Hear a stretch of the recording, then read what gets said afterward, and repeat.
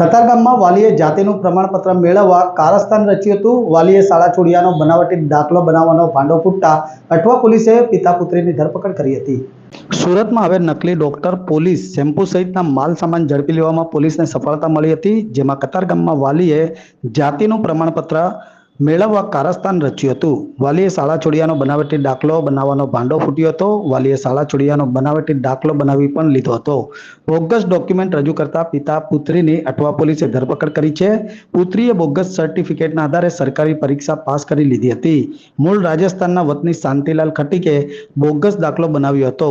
પુત્રી રેખાને ગુજરાત સરકારની કલ્પસર વિભાગ ગાંધીનગરની કચેરીમાં મદદનીશ એન્જિનિયર સિવિલ વર્ક 2ની સીધી ભરતીની પરીક્ષા આપી હતી. રેખાએ બક્ષીપંચના બોગસ પુરાવાના દ્વારા સર્ટિફિકેટ મેળવીને પરીક્ષા પાસ કરી હતી. રાજસ્થાનના વતની હોવા છતાં એજન્ટની મદદથી બોગસ એલસીના આધારે બક્ષીપંચનું સર્ટિફિકેટ બનાવ્યું હતું. જે સર્ટિફિકેટના આધારે સરકારી નોકરી મેળવવાનો પ્રયાસ કરાયો હતો. આ મામલાની સમાજ કલ્યાણ અધિકારીની કચેરીમાં જાણ થઈ હતી. જ્યાં બોગસ પુરાવાના આધારે સરકારી નોકરી મેળવવા જતા પિતા પુત્રીની અઠવા પોલીસે ધરપકડ કરી હતી.